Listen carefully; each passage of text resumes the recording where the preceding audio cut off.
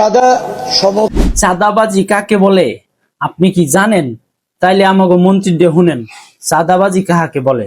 চাঁদা সম পরিবহনের চাঁদা যেটা বলা হয় সেভাবে আমি চাঁদা দেখছি না। সেটা হচ্ছে বাস মালিক সমিতি আছে, আবার শ্রমিক সমিতিগুলিও আছে। চাঁদা আমি ওইটাকে বলতে চাই যে কেউ দিতে চায় না বা তাকে বাধ্য করা হচ্ছে, সেটা হলো চাঁদা।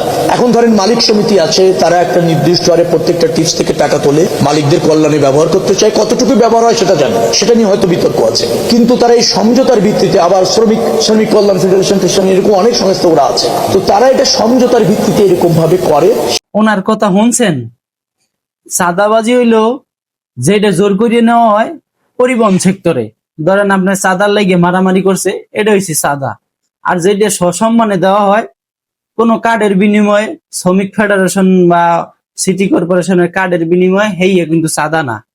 এখন ভাই আমার একটা কথা কন, যে আজ পর্যন্ত আমার দেখা মতে শ্রমিক ফেডারেশনে যে চাঁদা নেয় সবাই কিন্তু এটা করে একটা করে স্লিপ ধরাই দেয়। ওই যে শ্রমিক ফেডারেশন হ্যান ত্যান, ওই যে কল্যাণ, তারপরে হইছে যে সিটি কর্পোরেশন, নানান জায়গায় আসলে এখন সিটি কর্পোরেশনে 4-5টা চাঁদা হয়ে যায়। এখন সিটি কর্পোরেশন একটা, কিন্তু চাঁদা নেয় কিন্তু 4-5টা। এই ঢাকা ঢুকতে এমন ট্রাগালা কইছে আমার 5-6 জায়গায় চাঁদা দিতে হয়। তাহলে চাঁদার জন্য তো কাউরে মারা লাগে না, ওই যে ভয় কিন্তু আগেই দেখানো আছে। এখন এই মন্ত্রী সাহেবের বক্তব্যে অনেকজনে আসলে অভয় পাবে কিভাবে? কারণ একজন দায়িত্বশীল ব্যক্তি যদি এরকম করে বলে, তখন তো আর কিছু করার থাকে না।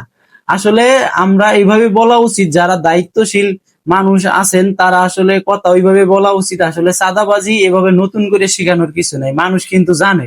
এখনকার মানুষ কিন্তু এত বলদ না যে চাঁদাবাজি কাহাকে বলে, কোনটারে চাঁদা কয় আর কোনটারে চাঁদা কয় না, বুঝাইতে হইবে না।